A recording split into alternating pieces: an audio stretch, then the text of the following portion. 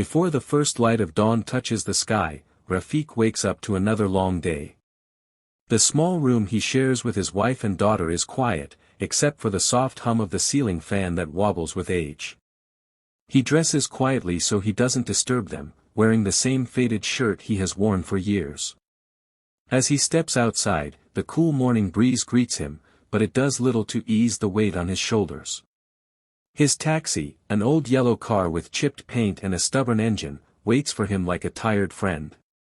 Rafik runs his hand across the hood, whispering, "Let's get through another day, old buddy." He knows every cough, rattle, and squeak the car makes, and he worries constantly that one day it might stop working for good. But he cannot afford repairs, let alone buy a new vehicle. Rafik starts the engine and drives toward the main road where early workers and market vendors gather. The roads are almost empty, and the rising sun paints the streets in soft orange. As he drives, his mind drifts to his daughter's school fees, which are due next week. She dreams of becoming a teacher, and he wants to give her every chance, but money has been tight these past months. Despite all these worries, Rafik keeps a gentle smile on his face. He believes that starting the day with kindness brings blessings. Every passenger who enters his taxi is greeted with respect, whether rich or poor. Even though life is hard, Rafik refuses to let hardship change his heart. With hope quietly glowing inside him, he waits for the first passenger of the day, unaware that something extraordinary is about to happen. After waiting for nearly half an hour at the taxi stand, Rafik finally sees a woman waving frantically at him from across the road.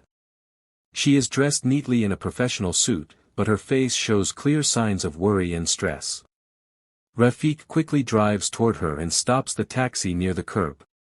She opens the door hurriedly and slides into the back seat, clutching her handbag tightly. "Please, take me to City Hospital as fast as you can," she says, her voice trembling slightly. Rafik nods, sensing the urgency, and pulls into traffic. As he drives, he occasionally glances at the rearview mirror. The woman is anxiously tapping her fingers, sometimes wiping tears from her eyes. Her breathing is uneven, and it is clear that something serious is troubling her. She keeps checking her phone, as though waiting for a message that she fears might arrive. Trying to offer some comfort, Rafik speaks softly, "Don't worry, madam. I'll get you there quickly and safely." She nods without looking up, too overwhelmed by her thoughts to respond properly. Traffic begins to thicken as the morning rush approaches, but Rafik maneuvers through the lanes skillfully, avoiding delays without driving recklessly. He knows that safety matters just as much as speed. During the ride, her phone rings. She answers immediately, her voice shaky. "I'm on the way, please stay with her," she says before ending the call. A tear escapes her eye. Rafik doesn't intrude, but his heart feels heavy. After several tense minutes, they finally reach the hospital entrance. The woman hurriedly pays the fare, mutters a rushed, "Thank you," and runs toward the building, completely unaware that her purse has slipped from her lap onto the taxi seat. As soon as the woman disappears through the hospital doors, Rafik begins to pull away from the curb. But after driving only a few meters, he hears a soft thud behind him. He turns and notices a leather purse lying on the back seat. For a moment, he simply stares at it, realizing instantly that it belongs to the woman who had rushed out moments earlier. He picks it up carefully. The purse feels heavy. His heart begins to beat a little faster. Inside, he finds a thick bundle of cash, several cards, and important documents. For a struggling man like him, this amount of money could change everything. He imagines paying off his debts, repairing his old taxi, and finally clearing his daughter's school fees. The thought is tempting, painfully tempting. But as quickly as the idea enters his mind, his conscience pushes it away. Rafik was raised to believe that honesty is worth more than gold. He remembers his daughter's hopeful eyes when she talks about her future. What lesson would he be teaching her if he kept something that wasn't his? Could he truly enjoy a better life built on someone else's pain? He closes the purse firmly, takes a deep breath, and makes his decision. Without hesitation, he turns the taxi around and heads back toward the hospital. The morning traffic has thickened, but he navigates through it with determination. Every minute counts, the woman must be panicking by now. When he arrives at the entrance again, he parks quickly and carries the purse inside. He looks around, hoping to spot her. His eyes scan the waiting hall, the reception desk, the benches.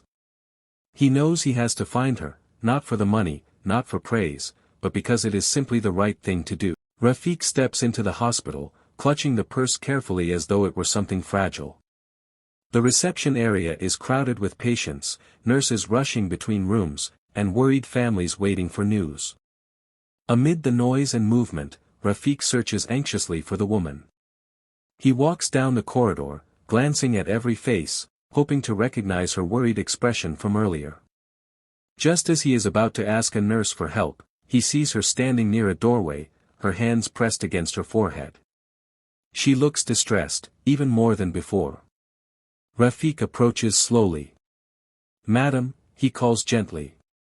She turns around, her eyes red and tired. For a moment, she doesn't recognize him.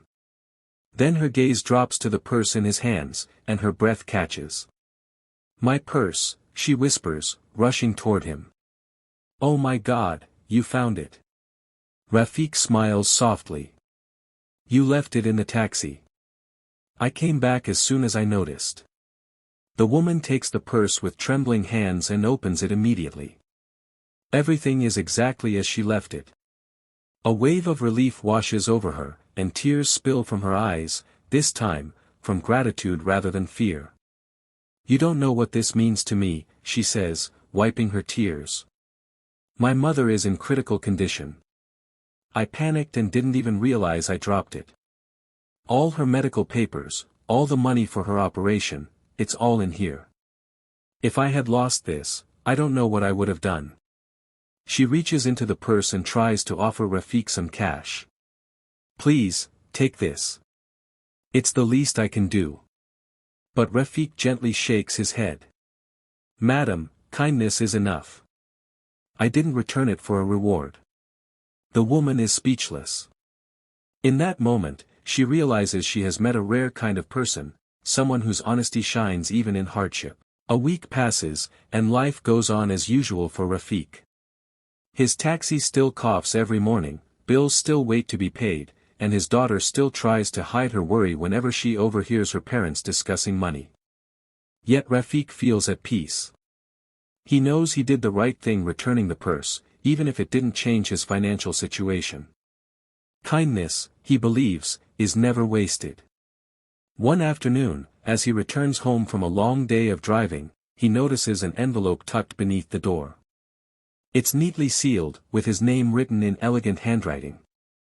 Curious, he steps inside, sits on the small wooden chair, and opens it. Inside is a letter, and a receipt. As he reads the letter, his eyes widen. The letter is from the woman he helped at the hospital. "Dear Rafik," it begins, "I have not forgotten your honesty and kindness. People like you remind us that goodness still exists in this world. I wanted to thank you in a meaningful way." Rafik's hands tremble as he continues reading. The woman explains that she has paid his daughter's school fees for the entire year. Enclosed is a receipt confirming it. She also writes that she has arranged for a trusted mechanic to repair his taxi, free of charge, because someone as hardworking as him deserves a vehicle that won't break down every day. At the end of the letter, she writes, "Your kindness saved me on the hardest day of my life.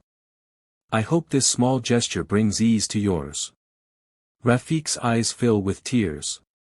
He covers his face with his hands, overwhelmed. His wife and daughter gather around him, worried, until he shows them the letter. For the first time in a long while, hope fills their tiny home. And Rafik realizes something powerful.